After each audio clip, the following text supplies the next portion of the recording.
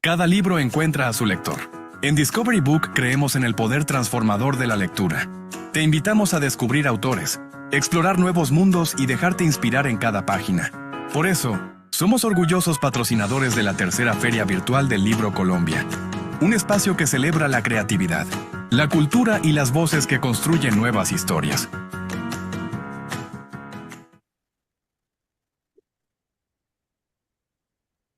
Bienvenidos a todos a Discovery Book Live, conectando autores y lectores del mundo. Hoy nos complace presentarles al autor Clarildo Mena con su libro El parto de la primeriza, junto con la entrevistadora Lorena Toro. Pueden iniciar. Gracias, María José, por esta breve introducción y por supuesto les recordamos que este es Discovery Book Live, un nuevo formato. Discovery Book es una librería que lleva 10 años en el mercado virtual y presencial, con sedes en San Juan de Lurigancho, en Lima y por supuesto aquí, en Colombia. Allí se promueve la lectura, se hace accesible para todos los rincones del mundo, para quienes deseen leer. Hoy justamente hablaremos de nuestro autor, pero también de su libro, encontrando un formato diferente porque nos encanta conocer a nuestro autor detrás, o mejor dicho, a la persona detrás de nuestro autor. Hoy el libro que vamos a mostrar es El parto de la primeriza y nos acompaña, sí señores, Clarildo Mena. Clarildo Mena, muy bienvenido a este espacio. Lorena, muy buenos días y muy buenos días a todos los socios, amigos, hermanos de Discovery Key. Aquí estamos para hablar de literatura, para hablar del Pacífico, para hablar de literatura universal y para encontrarnos y para hermanarnos, porque la Sí, literatura señor. no hace otra cosa sino hermanarnos. Por supuesto, Clarildo, ¿qué está tomando hoy? ¿Qué se toma en el Pacífico colombiano? ¿Qué hay en el Pacífico colombiano? ¿Dónde lo encontramos? En el Pacífico colombiano lo que hay es una diversidad de frutas, de sabores, de olores, y asimismo esa diversidad de frutos, de frutas, de olores, de sabores, da una diversidad interesantísima en lo que tiene que ver con la gastronomía. Y también eso es un combustible para la alegría de la gente del Pacífico. La gente del Pacífico por esencia es alegre. Es muy de la calle, muy del barrio, muy del andén, muy de afuera. Y todo eso, todo ese intercambio que hay con el vecino, con la gente del barrio, con la gente de la calle, genera una riqueza importante. Y esa riqueza es la que se lleva a la literatura. Por supuesto, don Clarildo. Y eso tiene que ver bastante con el título, pero ahorita vamos a hablar de eso. Don Clarildo, mientras tanto le tengo un reto. ¿Lo acepta? Acepto todos los retos del mundo. A lo que le tengo Muy bien. más dificultad y Dios a la muerte, pero también la acepto. Dios mío, nos toca. Pero bueno, vamos entonces por el reto. Don Clarildo es una persona muy puntual. Responde lo que se le pregunta. En este momento, le vamos a hacer el reto de que por favor en una línea de tiempo nos cuente su biografía. En una línea de tiempo de 2 minutos, máximo 5 minutos.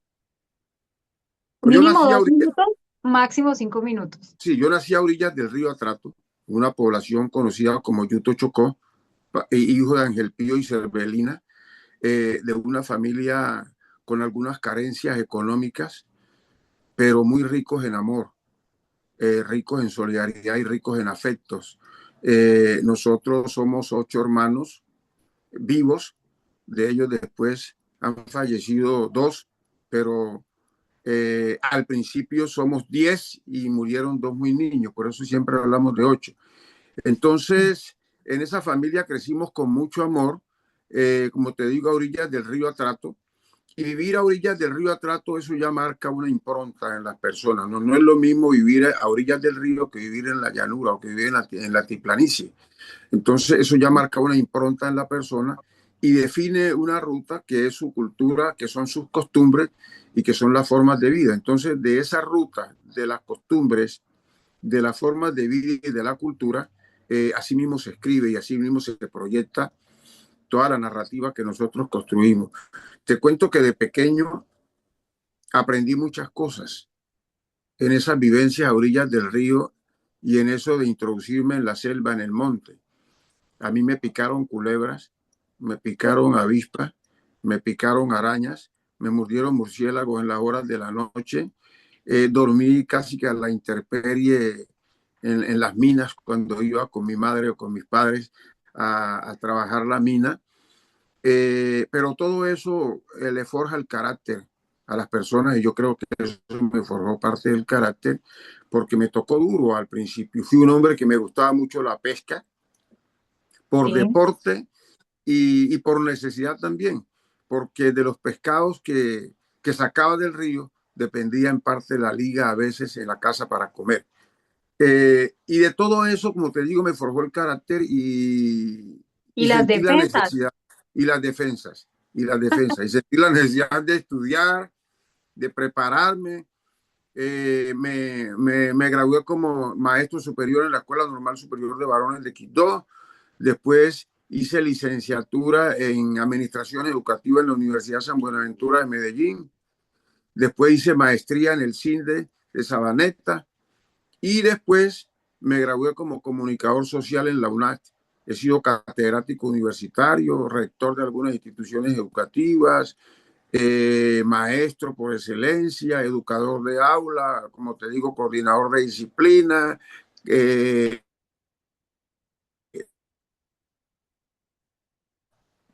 He hecho muchas cosas, secretario del municipio de Apartador. Me ha gustado mucho el trabajo con las comunidades afrodescendientes. Fui presidente por más de 10 años de una organización afro interesantísima, ADEFRO, Asociación para la Educación y el Desarrollo de la Cultura Afrocolombiana.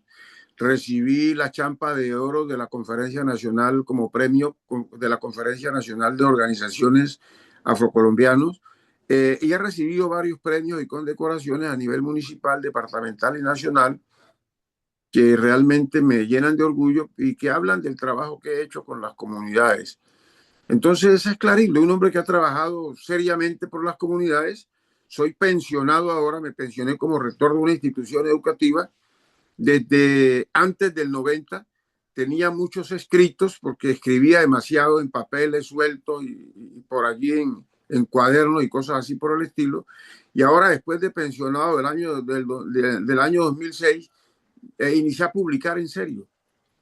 Antes hice varias publicaciones, pero inicié a publicar ahora novelas, cuentos y algunos poemas. Sí. Y en eso ando y a eso me dedico ahora, a escribir, a dejar ese legado para las nuevas generaciones. Qué bueno, señor Clarildo, y sobre todo para las generaciones afrocolombianas. Bueno, hablemos un poquito de historia, pero no cualquier historia. Digamos que la etnia afrocolombiana es una de las principales de las cuatro que hay aquí en Colombia, pero bien sabemos y conocemos que ha sido un camino arduo, difícil, un camino de muchos baches. De pronto usted nos podría contar con relación a esos baches, tal vez porque ustedes son, digamos, como esos líderes en defender las costumbres, de que no se pierdan, de que no solamente lo amen ustedes como etnia, sino también nosotros que somos hermanos. Lo que pasa, Lorena, es que aquí nos defendemos y nos salvamos todos o nos hundimos todos. Mire, si tú Sí. tienes cuatro hijos tienes tú en tu familia y de esos cuatro desarrollas tres. Los llevas a la universidad, los educas, los llevas a buenos colegios, les das todo, les das buena alimentación, les suministras buenos servicios, les suministras el afecto de los padres y de la familia. Cuatro hijos y has desarrollado tres. Tú no podrías decir que tu familia está desarrollada, porque tienes un hijo que está quedado, que está atrás, que no se desarrolló, que no se le suministraron los elementos para desarrollarse. Entonces, la familia de Lorena no puede llamarse como una familia desarrollada, porque tiene cuatro hijos, tres tuvieron todo y hay uno que lo tiene muy poco. Y ese hace que no pueda la familia decir que es una familia desarrollada. Igual ocurre en Colombia. Colombia tiene varias culturas, tiene varias etnias, tiene varias regiones, tiene situaciones que resolver y le ha puesto el ojo, le ha puesto el foco a 2 o a 3 de sus 4 hijos. Y hay uno que lo tiene a la intemperie. Entonces, por más que Colombia fluya, por más que Colombia puje, como se dice vulgarmente, y por más que quiera sacar la cabeza, no puede definirse ante el universo, ante el mundo, como un país desarrollado, porque tiene unas regiones, tiene unos pueblos, tiene unas culturas que no están desarrolladas y que no ha hecho nada Colombia como padre por desarrollarlas. Entonces, por eso te digo, aquí nos salvamos todos, nos hundimos todos. Entonces, eso hace que Colombia se defina como un país que no está plenamente desarrollado y que de pronto, ahora que está mirando un poquito al Pacífico y a otras culturas, está caminando hacia el desarrollo lentamente. Pero Ok. por eso le digo, aquí nos salvamos todos o nos hundimos todos. Ese cuento, si tu vecino en el barrio está jodido, no está desarrollado, está muy mal y tú no le tiendes la mano, eso es un problema, porque de ese malvivir del vecino pueden resultar los virus y las bacterias que llegan a tu casa, porque él no tiene los servicios, no tiene agua potable, no tiene servicio sanitario, no tiene alcantarillado, tiene un problema de higiene y de salud pública. Y ese problema de higiene y salud pública no es únicamente para él, es para todos, porque en el intercambio social tú sabes que todos dependemos de todos. Así es, don Clarildo, qué buena metáfora, una buena metáfora para entender qué es lo que está pasando de una manera muy sabia. Don Clarildo, y podríamos decir que los gobiernos o el Estado en este momento serían el papá de esos 4 hijos. ¿Qué tanto apoyo ha recibido la comunidad afrocolombiana de este papá? Ha recibido, sí ha recibido, porque no podemos ser mezquinos y decir que no ha recibido. Sí ha Ujú. recibido, Sí, pero no es la proporción que han recibido los otros, o que han recibido las otras culturas, o que ha recibido la gente del interior. Yo te coloco un ejemplo. Cuando la Universidad Tecnológica del Chocó, que está en Quito, está cumpliendo apenas 50 años de vida institucional, en un departamento que es más viejo que otros departamentos del país, hay universidades en Colombia que están cumpliendo 400 o 500 años, ¿me entiendes? Ahí hay 400 años de diferencia. Y cuando en la década del 60 el Chocó no tenía ni 1 kilómetro de vía pavimentada, hay sí. departamentos del país que están totalmente interconectados con vías pavimentadas, por colocarte un ejemplo más. Y te digo otra cosa, cuando en Colombia hay muchas poblaciones en el interior del país que pueden tomar agua de la llave y que toman agua potable, que tienen agua las 24 horas del día. En el Chocó, el 90% de las poblaciones ni tienen agua potable, ni tienen el líquido preciado las 24 horas del día. Entonces, para que tú te fijes allí que no es una cuestión teórica, sino que hay cuestiones totalmente, hay problemas que están resueltos totalmente en otros continentes, en otros países, y están resueltos en Colombia inclusive, pero en las comunidades del Pacífico no están resueltos. Nos ha tocado muy duro, nos ha tocado remar contra la corriente, contra la pobreza y contra el abandono del Estado. Don Clarildo, qué declaraciones tan dolorosas, porque sin duda nosotros como colombianos a veces estamos es más preocupados en nosotros mismos, en que si estamos bien aquí, tal vez no nos interesa tanto lo que esté pasando allá y muy polarizados, pero bueno, vamos a bajarle un poquito a este tema porque definitivamente hay cosas que son importantes nombrarlas, pero que también está el arte y las letras, así como usted nos lo demuestra, siendo un líder social que trabaja por su comunidad, que claramente vamos a seguir hablando de estos temas tan importantes, pero en este podcast justamente Pero es que, vamos a hablar Lorena, de venga, esto. venga, le regalo un último apunte en ese sentido. Es que Claro, claro. en el mundo estamos interconectados y lo que pasa es que no lo creemos así, no lo entendemos así. Por eso no Mm. miramos al del lado y el del lado es el que nos genera las dificultades para que nosotros tengamos un buen vivir. Mire, con lo del virus del COVID-19, el coronavirus, esto inició en Sí, China. Y cuando oíamos que esto sí. estaba en China, pensábamos que eso no era con nosotros y que eso estaba muy lejos. Y nos Dios. llegó a la puerta de la casa. Es más, se nos metió en la intimidad del hogar, se nos metió a la alcoba, se nos metió al alma, se nos metió al cuerpo y acabó con mucha gente en este país. Entonces, lo que ocurre en China, lo que ocurre en Japón, lo que ocurre en Alaska, lo que ocurre en Taiwán, lo que ocurre en Colombia, lo que ocurre en el Brasil, nos interesa a todos, porque estamos interconectados los seres humanos en el mundo. Entonces, no es que esto es en Irán y eso no nos interesa, o que eso es en Irak y no nos interesa. No, la especie humana es una y lo que le pasa a uno debe dolerle a todos, porque estamos interconectados. Sí, Y señor. nosotros no lo hemos entendido así.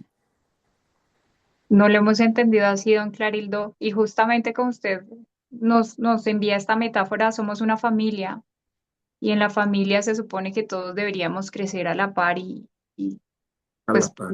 por lo que escuchamos no está sucediendo. Sin embargo, don Clarildo, hay personas que apreciamos el aporte que ustedes nos dan, porque uno va, bueno, allí a Cali en agosto, estamos cerquita a todo este tema de las ballenas, siempre te reciben con una sonrisa cálida, las Sí, sí, sí. palenqueras, con las frutas. Bueno, ¿qué aporte dan ustedes como afrocolombianos primeramente a Colombia y luego al mundo? Nosotros en Colombia transversalizamos como cultura todo lo que tiene que ver con la vida nacional. El aporte que hemos hecho a la economía ha sido enorme y mucha parte del emporio y de la fuerza económica que hay en el país pasa por las manos y pasa por la laboriosidad de los afros en Colombia. Si tú vas a Cartagena a disfrutar de las murallas de Cartagena, de esa belleza, de ese fuerte para repeler el ataque de los españoles y de las fuerzas extranjeras de los enemigos, esas murallas fueron construidas con mano de trabajo, con fuerza laboral de los afros de Cartagena. Y ya no se habla de eso. Mucha parte de la industria en Colombia y de la fuerza laboral en Colombia es la fuerza de los afros. Las mujeres afros, hasta la década del 70 y finales de la década del 80-90, fueron las que se quedaron en casa, cuidando a los niños, arreglando la casa, cocinando, acompañando los hogares de Colombia para que la familia pudiera salir tranquila a laborar y sabiendo que tenían sus hijos con unas personas que eran confiables en casa. Te hablo de las trabajadoras domésticas, que no se les hace un honor fuerte, pero que mucha parte del empresariado colombiano pudo ir tranquilo a sus empresas porque en casa dejaba a una de estas señoras al cuidado de la familia. Y que muchas de esas mujeres, sin que se lo propusieran, fueron las que terminaron educando parte de la vida o educando en parte a los hijos de esta familia. Nosotros le hemos hecho un aporte muy grande a la cultura, a la arquitectura, a la medicina, a la educación, a la fuerza pública. O sea, hemos servido demasiado en la construcción del país, pero el país no ha retribuido en parte el aporte que los afros le han dado al país. Ni le ha retribuido ni lo ha reconocido. ¿Ya? Sí. No lo ha reconocido, porque mira tú que históricamente se quiere invisibilizar todos los aportes que hemos hecho nosotros a la construcción del país. Mañana es 21, ¿no es verdad? Sí, así es.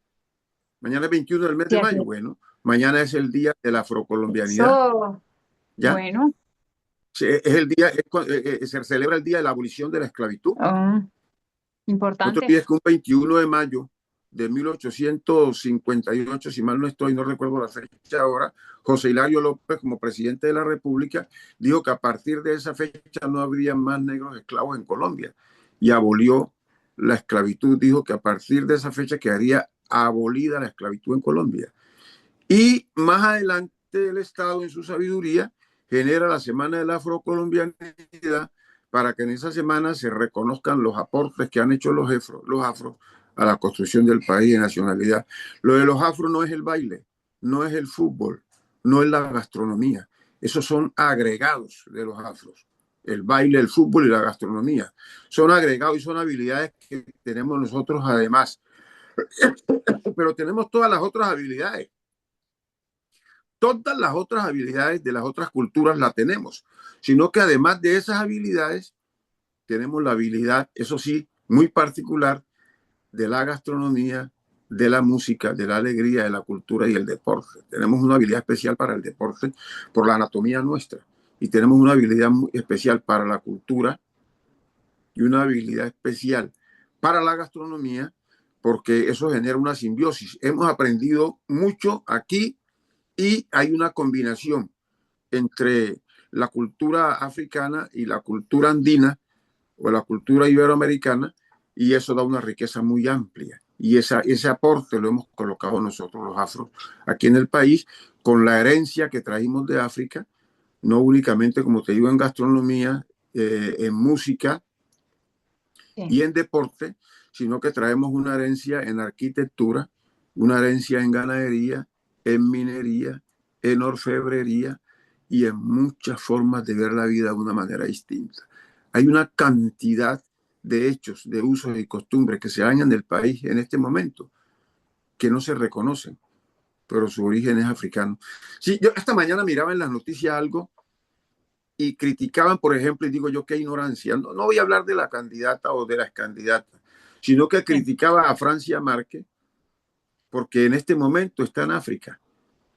Y le decía que por qué andaba en África y no andaba resolviendo los problemas de un municipio de Suárez, Cauca. Y digo yo, esta mujer que es una candidata presidencial o una precandidata presidencial, con todo el conocimiento que tiene, a esta altura no se ha dado cuenta que Inglaterra, que los ingleses, no se ha dado cuenta que los franceses, que los dinamarqueses y muchas culturas y muchos países de Europa están luchando para sostener sus relaciones con África, porque no únicamente miran el potencial económico de África, sino que miran el potencial natural y los grandes recursos que tiene África. Y entonces hay países que les conviene el intercambio comercial con ellos por el gas, por el petróleo y por los minerales que tienen una alta riqueza. Yo me decía esta mañana, esta señora no sabe que en África, que en la República del Congo, es donde se produce el 80% del coltán en el mundo que se necesita para los celulares, para las tablas y para los computadores. Entonces, por ignorancia, algunos aquí que se creen que conocen y que son de élite, menosprecian a África, porque creen que África es un pueblo y que es un país empobrecido así como se cree. África es un continente que tiene 50 y pico de países, que tiene dinámicas interesantes y que tiene aeropuertos, algunas ciudades de África tienen aeropuertos principales y mucho más poderosos que el aeropuerto del Dorado de Bogotá. Y nosotros creemos todavía que África es lo que nos muestran en esas tribus indígenas que están por allá a miles de kilómetros de la civilización. África es un continente poderoso. Y esta señora, como le digo, si la vicepresidenta se hubiera ido para los Estados Unidos o para un país de Europa, lo hubiera sacado por todos los medios de comunicación y lo hubieran aplaudido, pero como se fue para África, le critican ese viaje, desconociendo el potencial y el futuro que representa África para la humanidad. Ese es el nivel de pensamiento que tenemos. Y entonces, ¿qué pienso yo como Clarildo? Necesitamos más educación, más formación, necesitamos escribirle más a la gente para que la gente entienda, porque hay cosas que se critican por ignorancia, más no por su contenido. Y yo les digo a cada rato, nadie ama lo que no conoce. Entonces tenemos que hacer es que la gente conozca más, para que ame más, para que aprecie más y para que respete más. Sí, señor Don Clarildo, pues aquí estamos aprendiendo bastante con usted porque sin duda uno ve cosas muy superficiales como usted lo decía, inclusive los que cuentan la historia son los que se apropian de la misma, ¿no? Y muchas veces nos hace falta este tipo de contenido o este tipo de líderes como lo es usted para que nos aclaren y nos cuenten la verdad. Justamente para eso es este espacio. Pero bueno, y hablando de cultura afrocolombiana, ayer estamos de luto, ¿no? Sí, murió Totó la Momposina, una mujer que Como representó cocina. con gallardía, con solicitud y eficiencia la cultura del Pacífico, la cultura del Atlántico, la cultura de los dos mares, la cultura afrocolombiana, pero más que eso, la cultura de Colombia, porque es que hay que entender también, cuando se habla de cultura del Pacífico colombiano, cuando se habla de cultura del Atlántico, cuando se habla de Totola Momposina, cuando se habla de Petrona Martínez, cuando se habla de la Negra Grande de Colombia, no se está hablando únicamente del Pacífico, del Atlántico, ni de los pueblos que están allá. Esas mujeres representan en la cultura colombiana y representan la alegría de la humanidad, porque es que esa es otra cosa, ¿no? Si canta Shakira, está representando a Colombia y eso es un fulgor y eso está bien. Y es verdad que representa a Colombia, pero Sí, Totola Momposina también representa a Colombia y está a la altura de Shakira y de cualquier otra de las grandes cantantes, no únicamente de Colombia, sino del mundo. Sino que tenemos que aprender a apreciar más, a valorar más y a querer más las cosas. Me escuchaba una noticia esta mañana donde uno de sus familiares decía que la música de ella iniciaron a ponerle atención en Colombia cuando ella grabó en el exterior, en uno de los países de Europa. Y de allá, con el furor de allá, fue que dijeron, oiga, y se timbraron aquí e iniciaron a hacer el reconocimiento. Aquí en Colombia no se le había parado bola. Se fue allá, escribió, cantó, y la gente vio que era una cuestión que tenía una riqueza profunda, porque es que la música no necesita tener el mismo idioma para ver la profundidad, para sentir la profundidad de ella, porque eso lo da el espíritu. Y mire sí. pues que el reconocimiento primero se le hizo afuera y ahí fue que se miraron hacia ella y se dieron de cuenta que tenía una grandeza bien fuerte. Lo que pasó con uno de nuestros escritores insignias, Arnoldo Palacio, el que escribe Las estrellas son negras. Nadie le paró bola en Colombia. Nadie. Cuando se fue a Francia, se radicó allá y allá hicieron traducción de su libro al francés y a varios idiomas, fue que aquí les dio pena e iniciaron a pararle bola a Arnoldo Palacio y a difundir sus obras desde el Ministerio de Cultura. Pero aquí no se le paró bola. Aquí nos gusta mucho el Madden y el hecho afuera, pero no le paramos bola a lo que está hecho aquí en el país. Cuando el gringo o el extranjero nos dice que eso es interesante, ahí sí le paramos bola, mire, pues. Pero ahí estamos pintados nosotros los colombianos, todos, mestizos, blancos, negros, indios, todos. Esa es una cuestión que tenemos, esa es una impronta que llevamos en la mente, que apreciamos No, mucho lo de afuera y no le sí, paramos bola a los adentro. Aquí usted ve gente que ve a un extranjero y se desvive.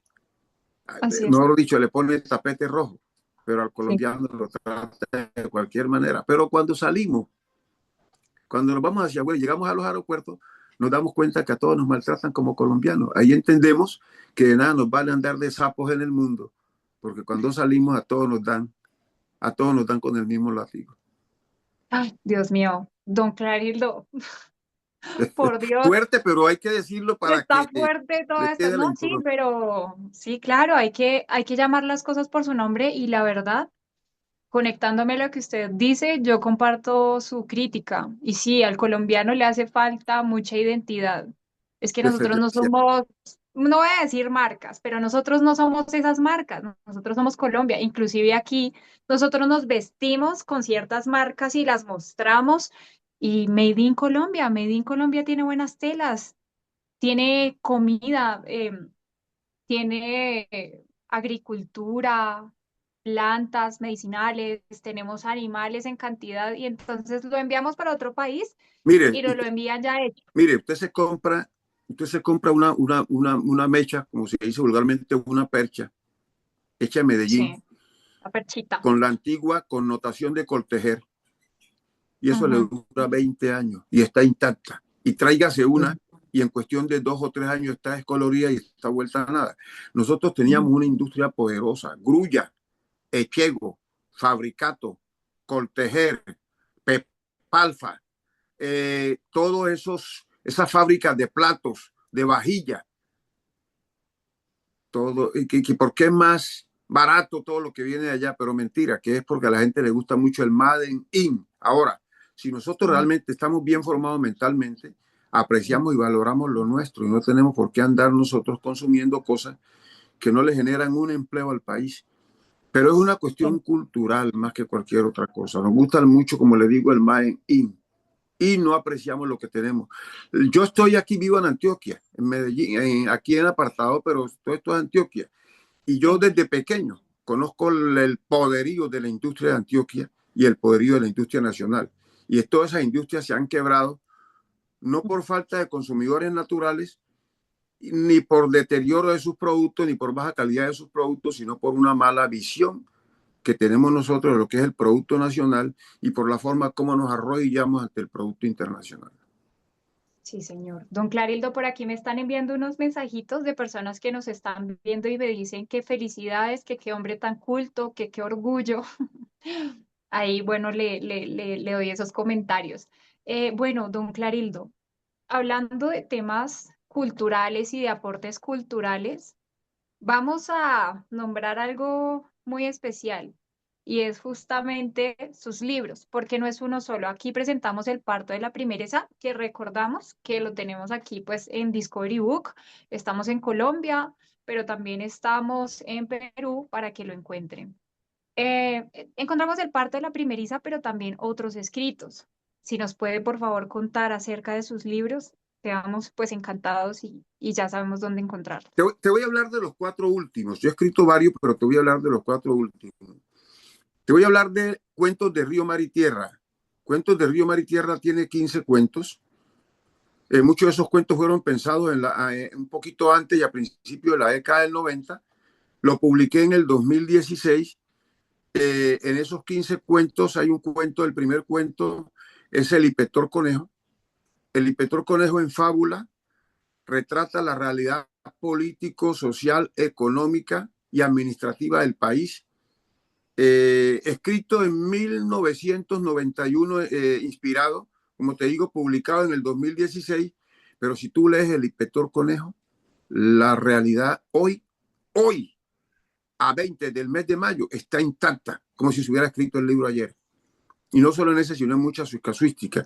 Ahí está el Inspector Conejo, está la lactante del campo, está la tapa, está Ñoacita, está el zancudo polizón.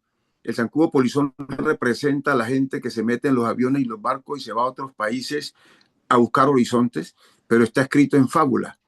2 zancudos. Y mire que en el zancudo polizón, yo hablo de que los zancudos, en vista de que no había comida en ese pueblo, se organizaron. Y como casi no había sangre, la gente no tenía sangre para cuando picaban, casi no picaban y no sacaban sangre, se organizaron. Y los zancudos de la parte de abajo del pueblo picaban lunes, martes. Los zancudos de la parte de arriba picaban viernes y sábado, viernes y jueves y viernes. Y los otros picaban los sábados, los domingos. Sin proponérmelo, ahí está hablando de un pico y placa. Los zancudos picaban en pico y placa, porque si picaban todos el mismo día no se alimentaba ninguno, porque acababan con la poca sangre que tenía la gente y la sangre y sacaban más agua que sangre.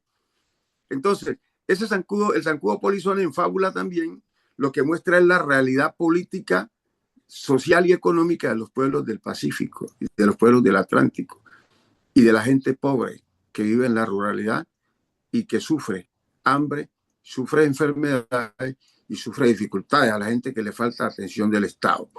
Está otro que es El Misterio del Yuca, que retrata un poquito la realidad de un hombre que se consigue unos paquetes en la orilla del mar, un hombre pobre, por eso se llama El Misterio del Yuca, porque él no comía sino yuca, no tenía más para comer.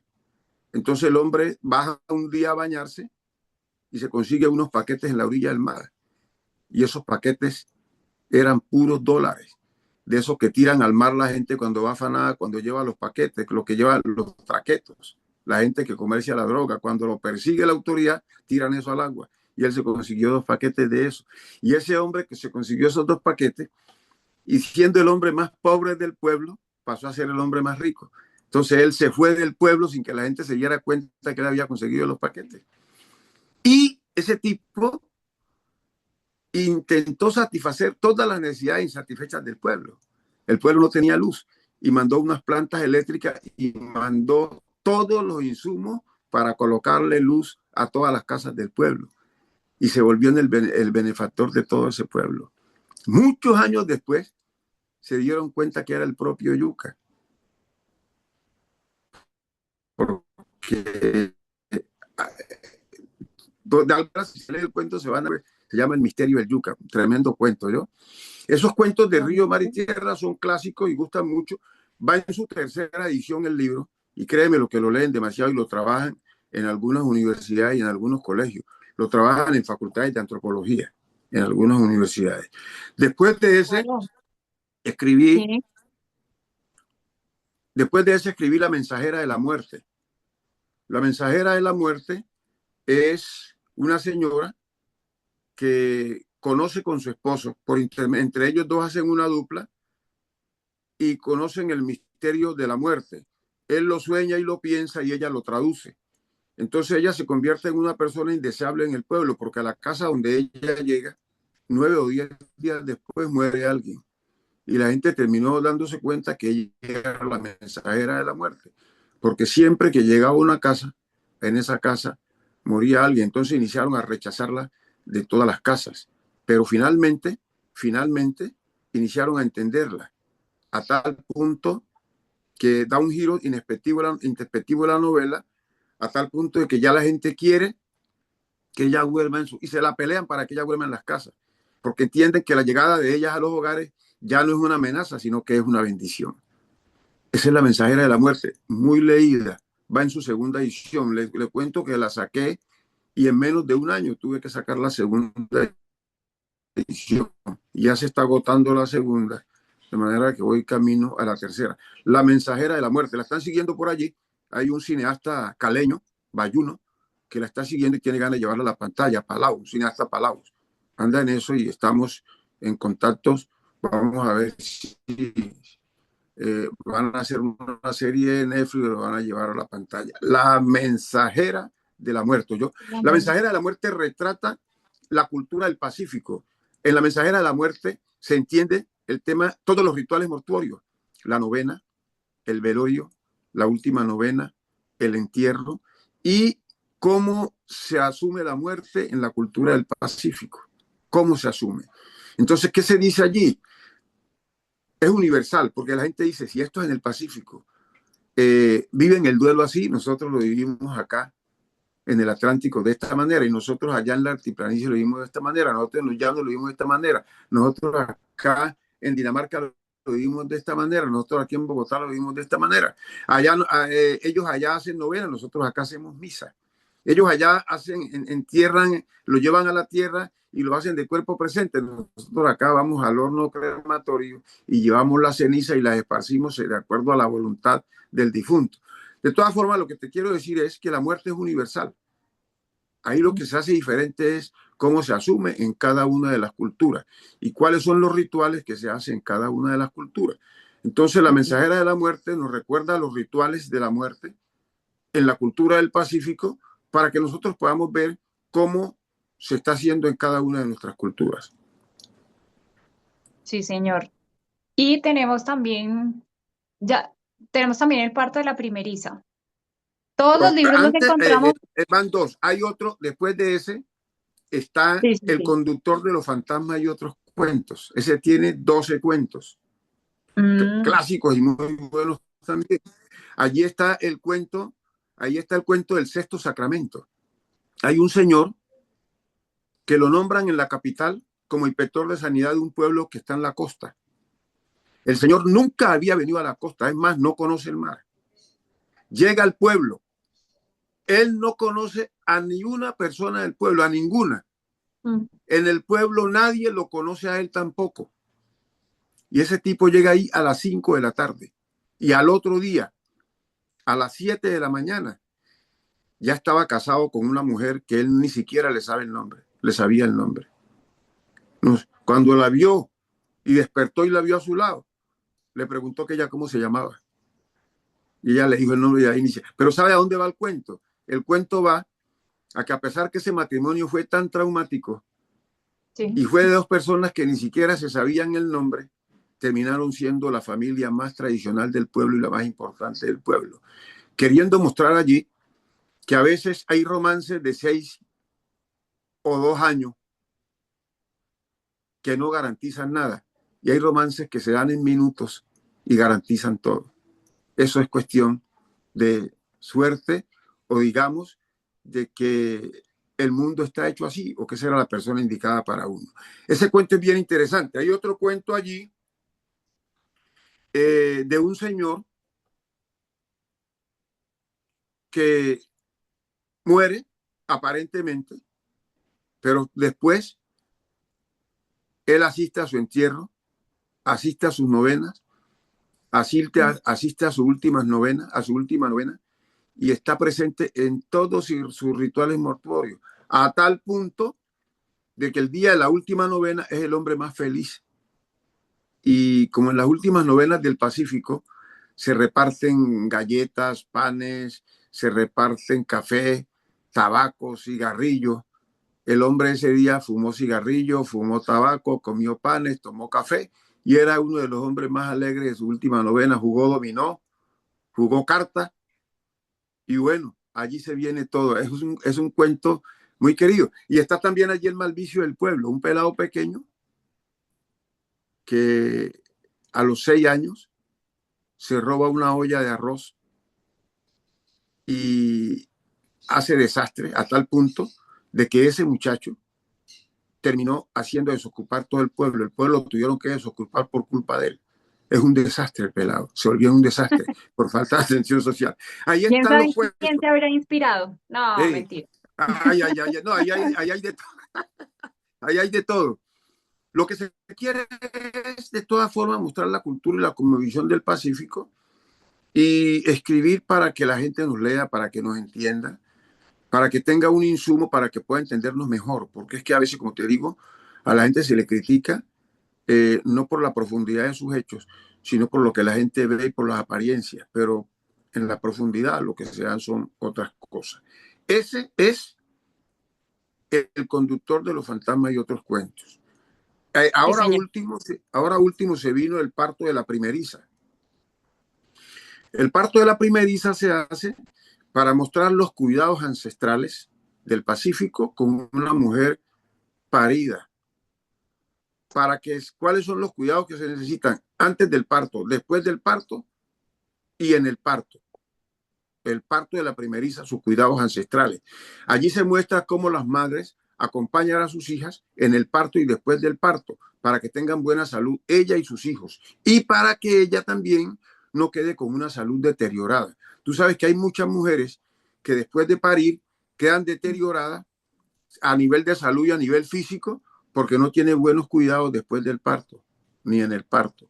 Entonces el parto de la primeriza lo que hace es eso, mostrar los cuidados que debe tener una mujer en el parto y Sí, después señor. del parto. Y las peripecias a veces, porque la primeriza tuvo 5 años casada sin poder embarazarse. Ahí muestro cómo se embarazó y que se embarazó también gracias a la ancestralidad, porque recorrió los mejores médicos del país, y finalmente fue un campesino en la orilla de un río, en la profundidad de un río, que con una botella que se llama balsánica generó las condiciones para que ella quedara embarazada. Hay que leerlo para que la gente vea que hay una riqueza profunda allí en ese libro, El parto de la primeriza, cuidados ancestrales. Sí, señor. Bueno, para las que todavía no somos mamás y queremos ser mamás, El parto de la primeriza es un libro donde encontramos aportes medicinales. Encontramos mucha cultura en los otros libros, también historias llenas de creatividad, llenas de historias del Pacífico. Don Clarildo, y hablando de cultura y del Pacífico colombiano y de esta etnia tan maravillosa que le ha traído tantas alegrías a este país. Colombia, porque nos están viendo desde diferentes partes del mundo. Aquí en la Confederación y en Discovery Book encontramos una comunidad bastante amplia, entonces es bueno hacerles saber qué tipo de lectura van a encontrar. Pero también tenemos una sección aquí bien interesante, don Clarildo, que es una sección cultural. Sección cultural, no, sino preguntas culturales mejor. Entonces le voy a hacer una preguntita. ¿Está preparado? Totalmente. Preparación remota. A la mano de Dios. Eso, a la mano de Dios.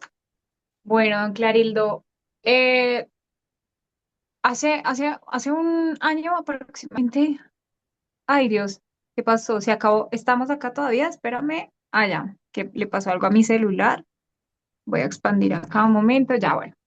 Hace unos años había una población de casi 51 millones de colombianos. De esos millones, ¿qué cantidad pertenece a la afrocolombiana? Permítame.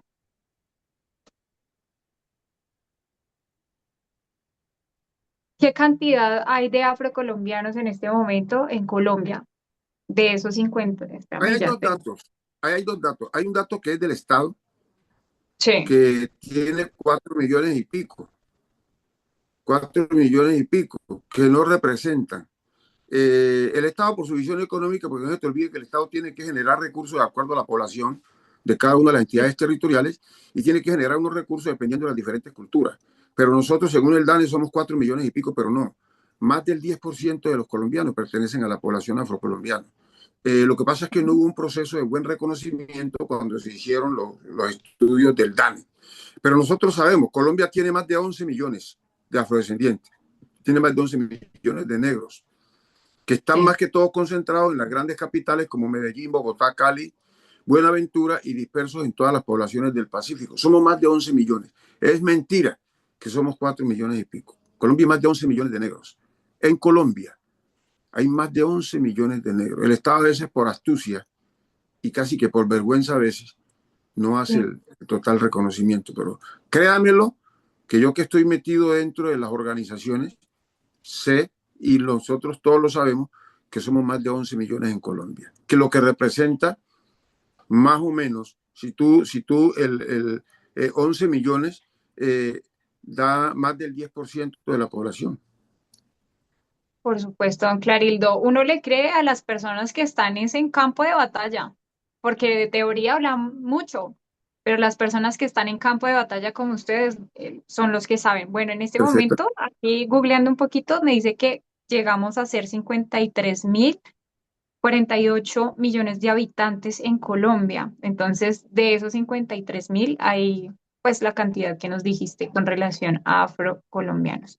Sí. Eh, don Clarildo, como el tiempo se nos agota, quisiéramos quedarnos hablando de tantas cosas, se nos hizo muy cortito el tiempo, pero ya tenemos que ir cerrando y qué mejor forma de que usted pueda cerrarlo enviándole un mensaje, pues sobre todo a la cultura afrocolombiana. ¿Qué les falta a ellos entender como para posicionarse de la manera correcta en un país tan hermoso y tan suyo como lo es Colombia? Nosotros somos el futuro no únicamente de Colombia, sino de la humanidad. Nosotros tenemos mucha parte del secreto para el buen vivir. Es interesante que en ese intercambio entre culturas que entre culturas aprendamos a intercambiar saberes y a saber que todas las culturas son importantes en el mundo. Todas las culturas tienen algo que enseñar.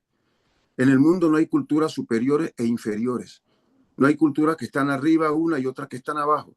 En el mundo hay culturas que se sientan horizontalmente a dialogar, a intercambiarse, a hablar, a intercambiar saberes y hacer mucho más fuerte la existencia de la humanidad sobre este planeta que llama Tierra. No hay culturas superiores e inferiores, hay culturas.